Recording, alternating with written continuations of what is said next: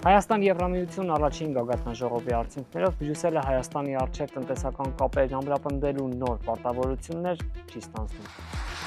Ընդունված 44 կետանոց համատեղ հռչակագրում հիմնականում հենց հռչակագրային բնույթի ձևակերպումներ են, եւ ըստ էության Հայաստանի ամենամեծ ձեռքբերումը վիզաների ազատականացման գործընթացում գնացած զգալի առաջընթացի արձանագրումն է Բրյուսելի կողմից։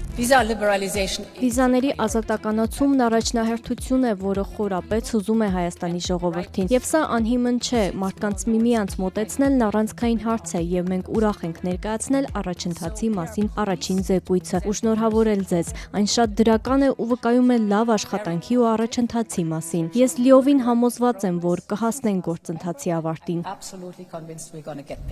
Իսկ թե Հայաստանի ու Եվրամիության տնտեսական կապերը խորացնելու վերաբերյալ ինչ կա ու ինչ չկա փաստաթղթում, փորձենք միասին հասկանալ։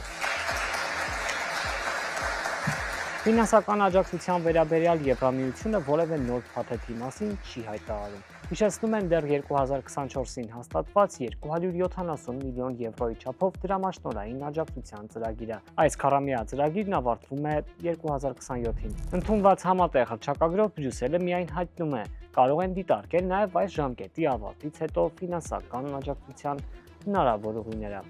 Կողմերը նաև հղում են անում գլոբալ դարպաս ծրագրին, որի շրջանակում Հայաստանը կարող է մինչև 2.5 միլիարդ եվրոյի աջակցություն ստանալ։ Սա էլ նորություն չէ։ Հնարավոր նոր ֆինանսական հոսքեր այդուհանդերձ կարող են ենթադրել Եվրամիության առաջնորդների կոչերը Հայաստանում ներդրումներ անելու վերաբերյալ։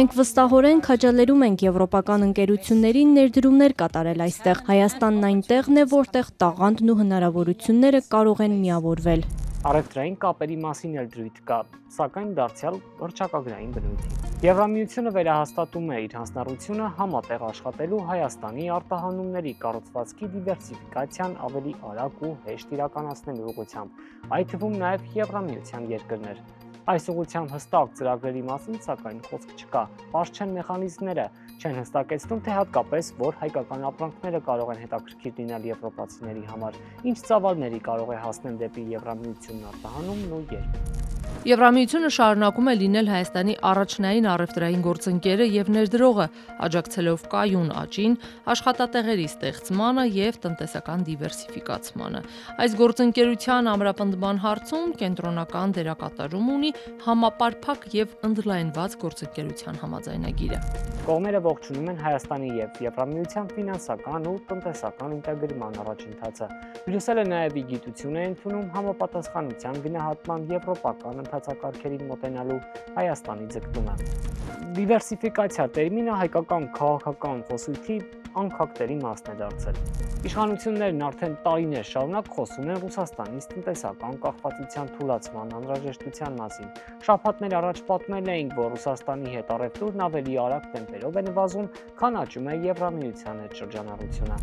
Այժմ նույնը փորձ ենք անել, կենտրոնանալով Եվրամիության վրա։ 2025 թվականին Հայաստանը Եվրամիության երկրների հետ ընդհանուր շուրջ 2.5 միլիարդ դոլարի առևտուր է արել, ինչը Հայաստանի ընդհանուր առևտրաշրջանառության 11.7%-ն է կազմել։ Ռուսաստանի հետ առևտրի ծավալները շուրջ 7.7 միլիարդ դոլար են կազմել, ընդհանուրի 35.8%-ը։ Հայաստանը ռուսական շուկայից մեծ կախվածություն ունի, սակայն անցած տարվանից ակտիվանում է նաև Եվրամիության երկրների հետ առևտրաշրջանառությունը։ 2024 թվականին այս համեմատությունն էլ ավելի մեծ տարբերությամբ է Ռուսաստանի օգտին։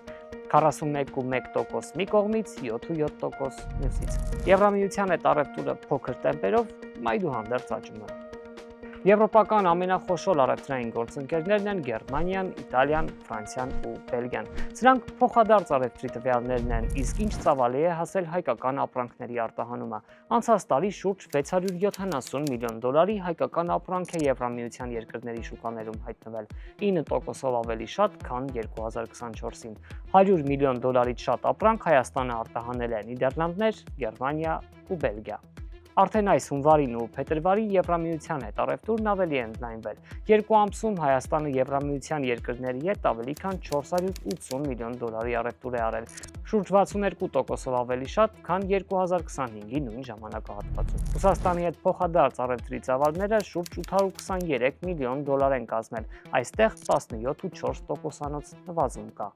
Զգալիորեն ընդայնվել է եւ շուրջ 60 միլիոն դոլարի հասել Բուլղարիայի հետ շրջանառությունը, շուրջ 90 միլիոն դոլարով առաջատարը Գերմանիան է։ Եվրամիության երկրների հետ առևտրաշրջանառությունն այս տարվա առաջին ամիսների ընթացքում ընդհանուրի 15.7%-ն է կազմել։ Ռուսաստանի մասնաբաժինը մոտ 27% է։ Միայն հայկական ապրանքների արտահանման վիճակագրությամբ Եվրամիության երկրներից բացարձակ առաջատարը Բուլղարիան է։ Հունվարին ու փետրվարին շուրջ 46 միլիոն դոլարի հայկական արտադրանք է բուլղարական շուկայում հայտնվել։ Հայկական արտադրանքով հետաքրքրված եվրոպական երկրների շարքում երկրորդը Բելգիան է, ապա Գերմանիան ու Նիդերլանդները։ Թե ինչ ապրանքներ են թվերից այս կողմ, պարզ կդառնա, երբ հրապարակվի պաշտոնական վիճակագրությունը։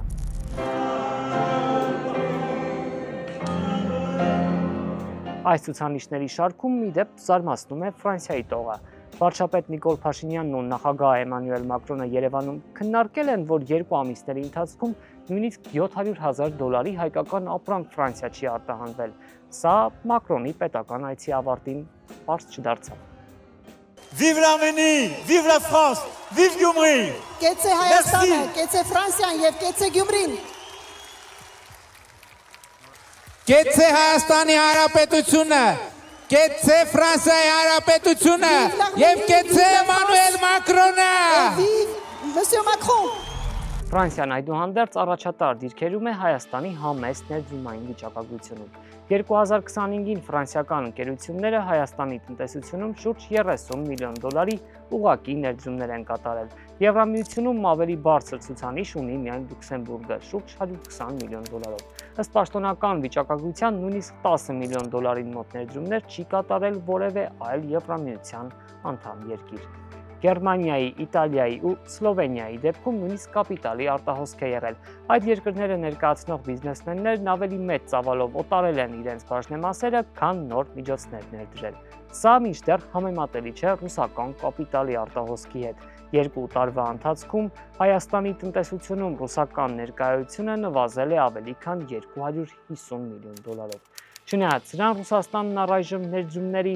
ընդհանուր ծավալով միանձնյա առաջատարն է։ Այս տարվա սկզբի դրությամբ Հայաստանի տնտեսությունում առկա ռուսական ուղղակի ներդրումներն ընդհանուրի 25.1%-ն են կազմել։ Եվրամիության երկրներից հաջորդում են Լյուքսեմբուրգը 6.5%-ով եւ Ֆրանսիան շուրջ 6%-ով։